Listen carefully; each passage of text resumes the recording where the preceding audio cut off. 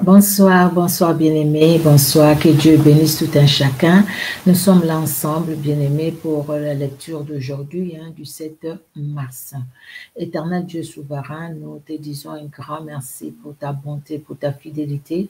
Merci Seigneur Dieu de gloire pour ce temps que tu nous donnes, afin que nous puissions écouter ta parole. Bénis ces moments et que le Saint-Esprit soit le directeur et au contrôle de tout. Au nom de Jésus-Christ.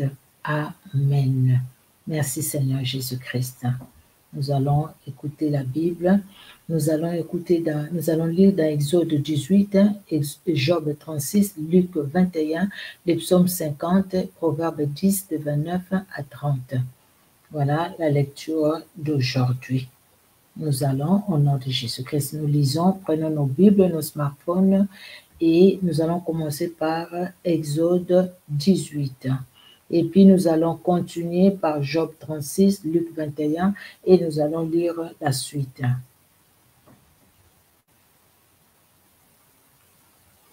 Jéthro, sacrificateur de Madian, beau-père de Moïse, apprit tout ce que Dieu avait fait en faveur de Moïse et d'Israël, son peuple.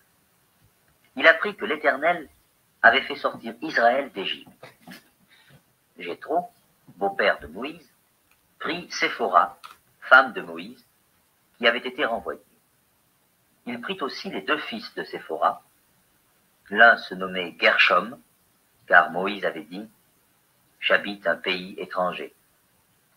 L'autre se nommait Eliezer, car il avait dit « Le Dieu de mon père m'a secouru, et il m'a délivré de l'épée de Pharaon ».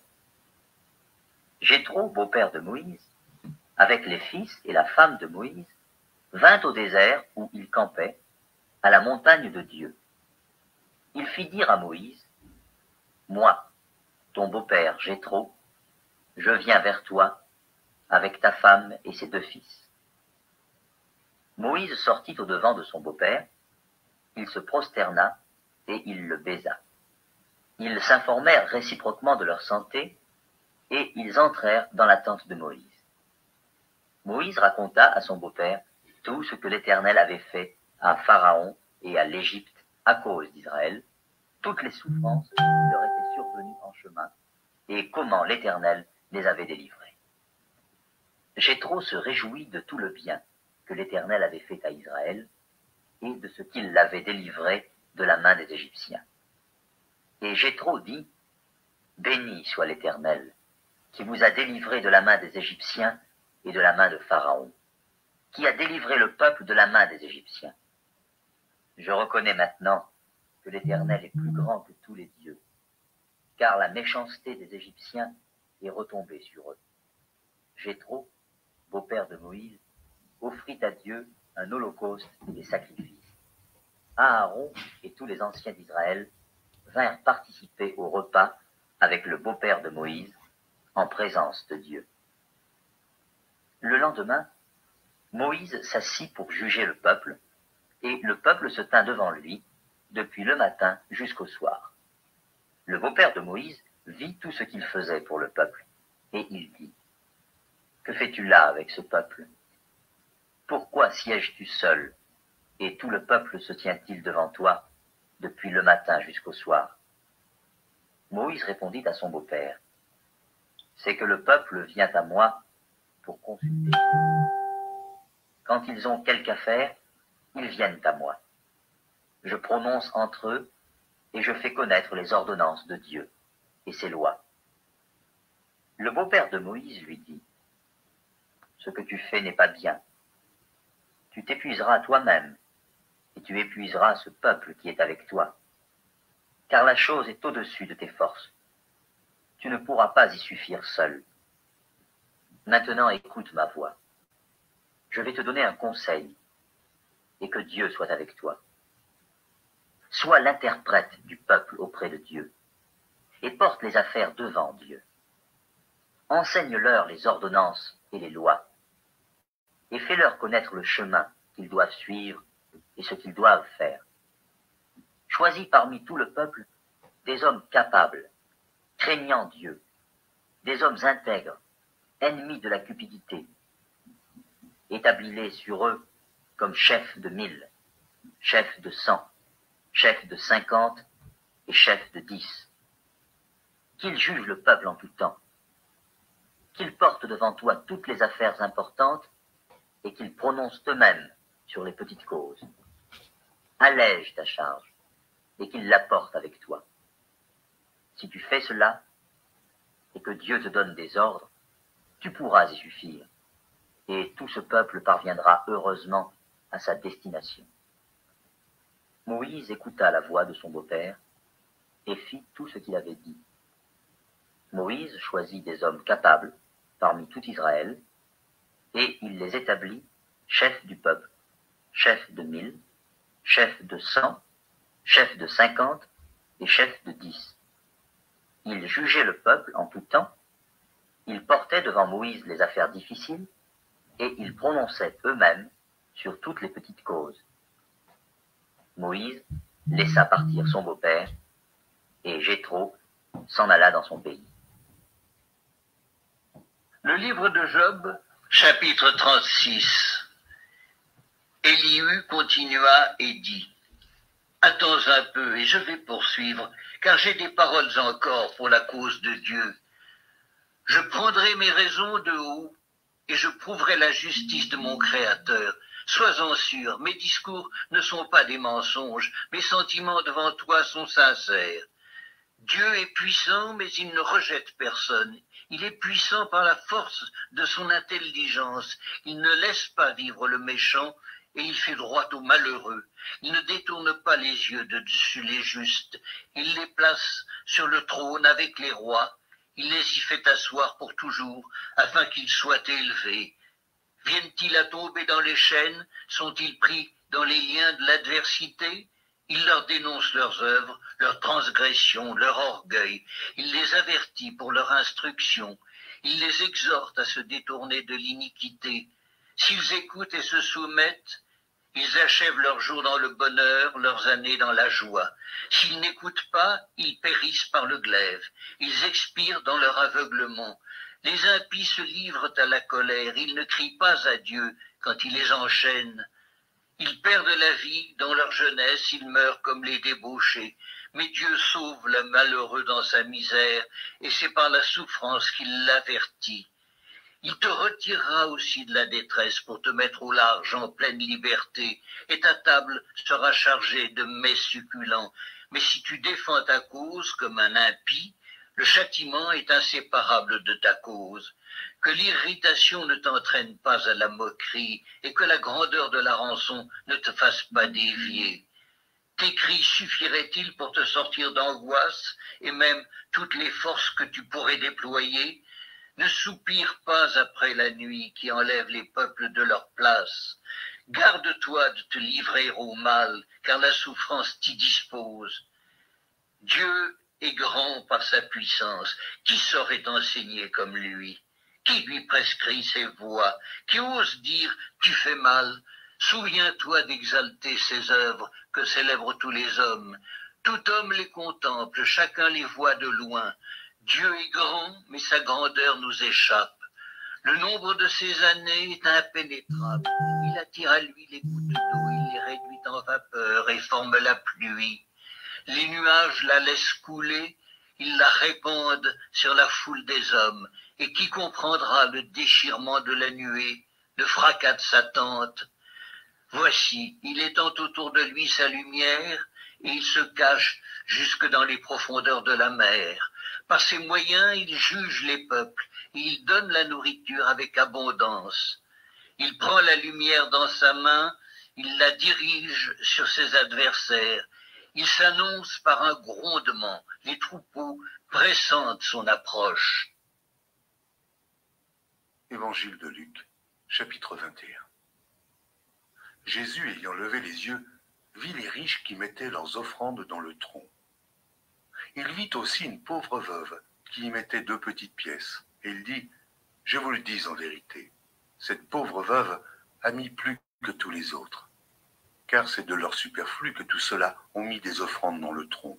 Mais elle a mis de son nécessaire, tout ce qu'elle avait pour vivre. » Comme quelques-uns parlaient des belles pierres, et des offrandes qui faisaient l'ornement du temple, Jésus dit, « Les jours viendront où, de ce que vous voyez, il ne restera pas pierre sur pierre qui ne soit renversée. » Ils lui demandèrent, « Maître, quand donc cela arrivera-t-il? Et à quel signe connaîtra-t-on que ces choses vont arriver? » Jésus répondit, « Prenez garde que vous ne soyez séduits, car plusieurs viendront en mon nom disant, « C'est moi, et le temps approche. » Ne les suivez pas. Quand vous entendrez parler de guerre et de soulèvement, ne soyez pas effrayés, car il faut que ces choses arrivent premièrement. Mais ce ne sera pas encore la fin. Alors il leur dit, « Une nation s'élèvera contre une nation, et un royaume contre un royaume. Il y aura de grands tremblements de terre, et en divers lieux, des pestes et des famines. Il y aura des phénomènes terribles et de grands signes dans le ciel. Mais avant tout cela, on mettra la main sur vous, et l'on vous persécutera. On vous livrera aux synagogues, on vous jettera en prison. On vous amènera devant des rois et devant des gouverneurs, à cause de mon nom. Cela vous arrivera pour que vous serviez de témoignage. Mettez-vous donc dans l'esprit de ne pas préméditer votre défense, car je vous donnerai une bouche et une sagesse à laquelle tous vos adversaires ne pourront résister ou contredire. Vous serez livrés même par vos parents, par vos frères, par vos proches et par vos amis, et ils feront mourir plusieurs d'entre vous. Vous serez haïs de tous à cause de mon nom, mais il ne se perdra pas un cheveu de votre tête. Par votre persévérance, vous sauverez vos âmes. Lorsque vous verrez Jérusalem investie par des armées, sachez alors que sa désolation est proche.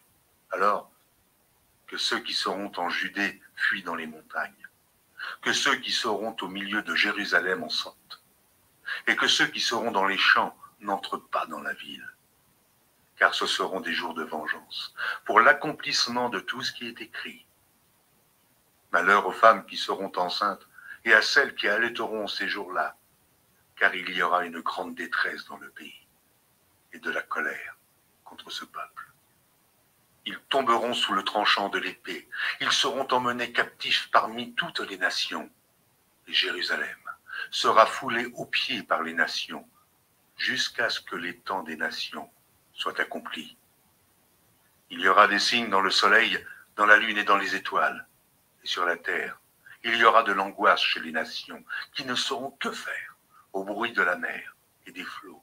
Les hommes rendant l'âme de terreur dans l'attente de ce qui surviendra pour la terre, car les puissances des cieux seront ébranlées. Alors, on verra le Fils de l'homme venant sur une nuée, avec puissance et une grande gloire. Quand ces choses commenceront à arriver, redressez-vous et levez vos têtes, parce que votre délivrance approche. Et il leur dit une comparaison. Voyez le figuier et tous les arbres. Dès qu'ils ont poussé, vous connaissez de vous-même en regardant que déjà l'été est proche.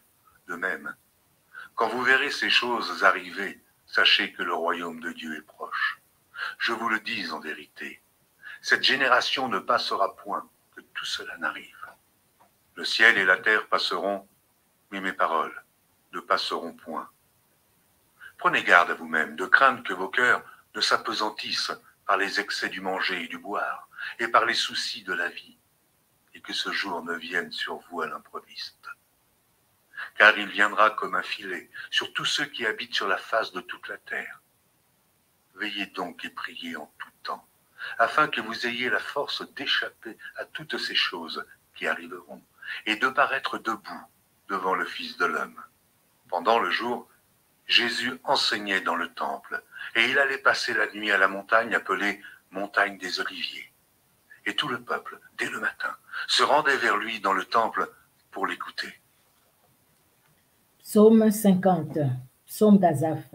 Dieu, Dieu, l'Éternel parle et convoque la terre depuis les soleils levants jusqu'au soleil couchant. Des Sion, beauté parfaite, Dieu resplendit. Il vient, notre Dieu. Il ne reste pas en silence. Devant lui est un feu dévorant. Autour de lui, une violente tempête.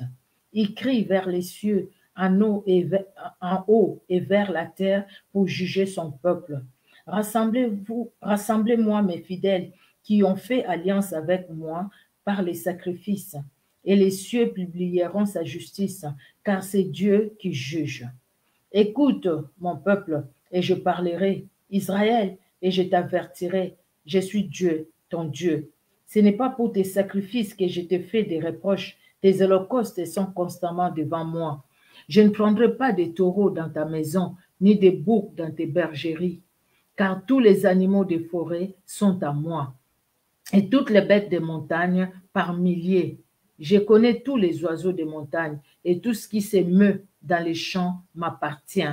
Si j'avais faim, je ne te le dirais pas, car le monde est à moi, et tout ce qu'il renferme. Est-ce que je mange la chair des taureaux? Est-ce que je bois le sang de boucs? Offre pour sacrifice à Dieu des actions de grâce, et accomplis tes vœux envers les Très-Hauts. Et invoque-moi au jour de la détresse, je te délivrerai, et tu me glorifieras. Et Dieu dit aux méchants, quoi donc? Tu énumères mes lois, et tu as mon alliance à ta bouche. Toi qui hais les avis et qui jettes mes paroles derrière toi. Si tu vois un voleur, tu te plais avec lui, et ta part est avec les adultères. Tu livres ta bouche au mal, et ta langue est un tissu de tromperie. Tu t'assieds et tu parles contre ton frère, tu diffames les fils de ta mère. Voilà ce que tu as fait, et je me suis tue. Tu t'es imaginé que je te ressemblais, mais je vais te reprendre et tout mettre sous tes yeux. Prenez-y donc garde, vous qui oubliez Dieu, de peur que je ne déchire, sans que personne délivre. Celui qui offre pour sacrifice des actions de grâce me glorifie, et celui qui veille sur sa voie, je ferai voir les saluts de Dieu. Alléluia. Nous allons finir par les livres des Proverbes, Proverbes chapitre 10, 29 et 30. La voie de l'Éternel est un rempart pour l'intégrité, mais elle est une ruine pour ceux qui font les mal. Les justes ne chancellera jamais, mais les méchants n'habiteront pas les pays. Les justes ne chancelleront jamais, mais les méchants n'habiteront pas les pays. Que Dieu nous garde, bien-aimés, dans sa justice, parce que nous sommes justes à cause du sang de l'agneau qui nous a justifiés. Que Dieu soit glorifié au travers de cette lecture de la parole de Dieu, cette parole qui nous fait du bien. Faisons comme David, serrons la parole de Dieu dans nos cœurs, afin de ne pas pécher contre lui. La Bible dit, David dit, je serre ta parole dans mon cœur, afin de ne pas pécher contre toi. Seigneur Jésus-Christ, merci pour ta parole qui est la vérité et qui est la nourriture pour nos âmes. Merci Père parce que tu veux que nous soyons toujours en contact de ta parole qui nous fait du bien, éternel Dieu de gloire, qui ressuscite l'âme morte et qui donne, éternel Dieu de gloire, la force, éternel Dieu d'amour, même dans les combats, la force, éternel Dieu de gloire. Gloire te soit rendue, éternel, car tu es Dieu. Merci de bénir nos bien-aimés qui est en direct et même ceux qui vont suivre cet audio en différé. À toi l'honneur, à toi la gloire, au nom puissant de Jésus-Christ. Amen. Amen, amen. Soyez bénis, bien-aimés. On se donne rendez-vous demain pour une autre lecture de la parole de Dieu. Au revoir, que Dieu vous bénisse et bonne soirée.